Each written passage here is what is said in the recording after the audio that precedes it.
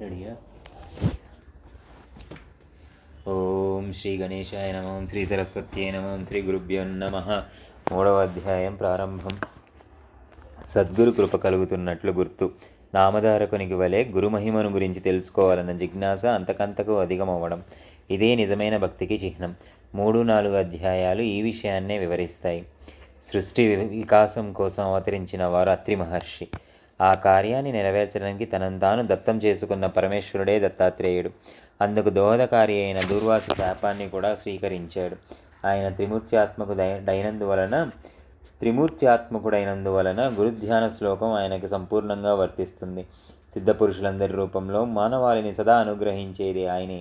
అంటే భగవంతుడే మానవాళి గురువుగా అవతరించిన దత్తాత్రేయుడు అన్నమాట.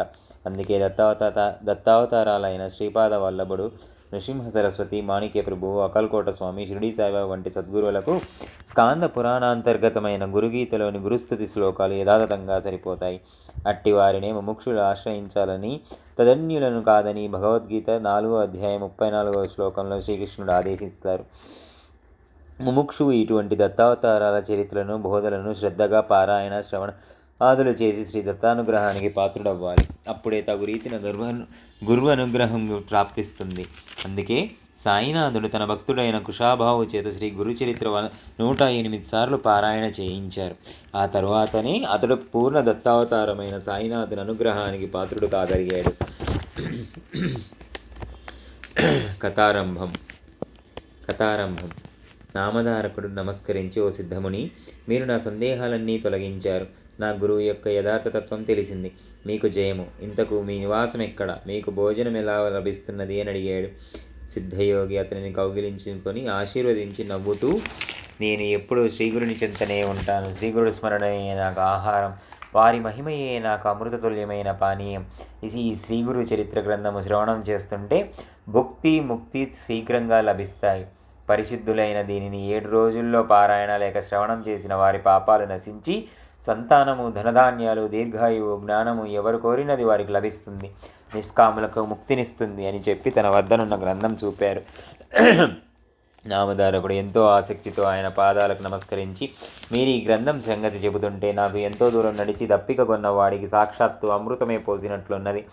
ఇది వినడం వలన నా అజ్ఞానం ఇంకా తొలగిపోగలదు. దీనిని శ్రవణం చేయాలనిపిస్తుంది. నా సందేహాలు తొలగించి నాకింత మేలు చేస్తున్న మీరే నా గురుదేవులు, నన్ను అనుగ్రహించండి అని వేడుకున్నాడు. సిద్ధముని సంతోషించి అభయమిచ్చి అతనిని చేయి పట్టుకొని వెనక శ్రీగురుడు పావనం చేసిన అశ్వత్థ రావి వృక్షం దగ్గరకు తీసుకుపోయాడు.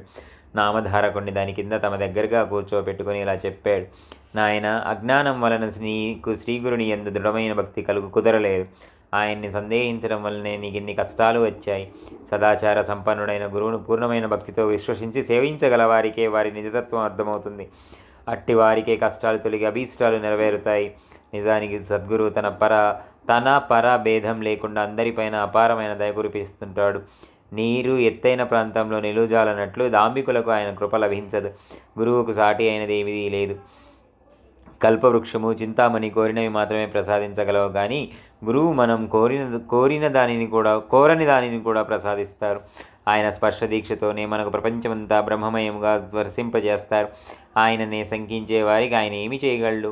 తనను సంపూర్ణ విశ్వాసంతో సేవించే వారి వెంటనంటి కాపాడమే ఆయన ధర్మం. కానీ పామరులు కష్టం వచ్చినప్పుడు ఎవరో చెప్పగా ఆయన్ని సేవిస్తారు, కానీ శ్రద్ధ విశ్వాసాలతో సరైన పద్ధతిలో సేవించరు. కనుకనే కొందరు అభీష్టాలు నెరవేరవు. అప్పుడు వారు తమ గురువేమీ చేయలేదని ఆయన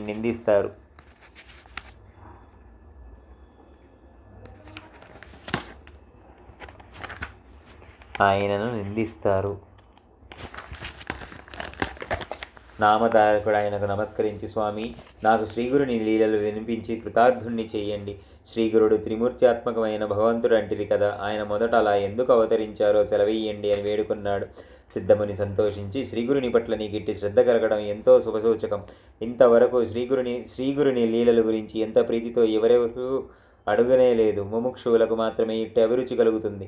నీకు తప్పక పురుషార్థాలు ప్రాప్తిస్తాయి. నీ శ్రద్ధ నాకెంతో ఆనందాన్ని కలిగిస్తుంది. నీవు అడిగినది చెబుతాను, శ్రద్ధగా విను. జగత్తుకు మూల కారణమైన భగవంతుడు మొదట అనేకమవ్వాలని సంకల్పించినప్పుడు ఆయన శక్తి త్రిగుణాత్మకంగా మారి బ్రహ్మ, విష్ణు, మహేశ్వరుల రూపం ధరించింది. వాటిలో రజోగుణము ప్రకోపించినప్పుడు సృష్టికర్త అయిన బ్రహ్మ రూపంలో ఆ శక్తే సర్వాన్ని సృష్టించింది. సత్వగుణము బలీయమై విష్ణు రూపంలో సర్వాన్ని పాలిస్తుంది. తమోగుణం బలీయమైనప్పుడు అదే మహేశ్వరుడై సర్వాన్ని సంహరిస్తుంది. అంతేగాని నిజానికి ఆ ముగ్గురికి భేదమే లేదు. పూర్వం సూర్యవంశానికి చెందిన అంబరీషుడనే రాజు నిరంతరము హరిచింతన అతిథి సేవలతో పాటు దృఢమైన నిష్ఠతో ఏకాదశి వ్రతం ఆచరించేవాడు. ఒకరోజు ద్వాదశి తిథి ఒక్క గడియ మాత్రమే ఉందనగా దుర్వాస మహర్షి శిష్య ప్రశిష్యులతో కలిసి అతని వద్దకు వచ్చారు. అంబరీషుడు ఆయనను పూజించి త్వరగా అనుష్ఠానం పూర్తి చేసుకుని భోజనానికి రమ్మని ప్రార్థించాడు. అప్పుడు ఆ మహర్షి స్నానానికని నదికి వెళ్ళి పారాయణ సమయం మీరిపోతున్నా కానీ రాకుండా ఆలస్యం చేయసాగారు. ద్వాదశి నాడు సూర్యోదయమైన తర్వాత 1:30 గంటల లోపల పూజ ముగించి ప్రసాదం భుజించాలన్నదే పారాయణ నియమం. తిథి మించిపోతే అంబరీషునికి వ్రతభంగం అవుతుంది. అలా అని అతడు భోజనం చేసేస్తే అతిథిని అలక్ష్యం చేసినట్లవుతుంది. అందుకని అతడు ఆ రెండింటిని పరిరక్షించుకోదలిచి కొద్ది తీర్థం మాత్రం తాగాడు. ఇంతలో దుర్వాసుడు వచ్చి కోపించి, రాజా, నీవు నానాయోనిలో జన్మింతువుగాక అని శపించాడు. అంబరీషుడు భయపడి శ్రీహరిని శరణు పొందాడు. అప్పుడు ఆయన సాక్షాత్కరించి దుర్వాసునితో, మహర్షి, నా భక్తుడు నీ శాపాన్ని భరించలేడు. అతనిని రక్షించడం నా ధర్మం. అయినా మహర్షులైన మీ శాపం వ్యర్థం కాకూడదు కనుక ఆ శాపాన్ని నాకు వర్తింపచేయి అన్నారు.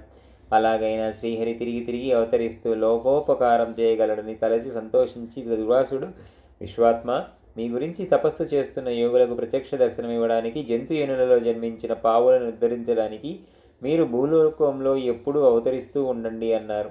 అందువల్లనే విష్ణువు మత్సాది అవతారాలెత్తాడు. కానీ వాటిలో కొన్ని గుప్తంగా ఉండి ఉత్తమ తపస్సులకు మాత్రమే తెలుసుకున్న సాధ్యమవుతాయి. ఇట్టి అవతారాలలో ఒకటి దత్తాత్రేయుడు.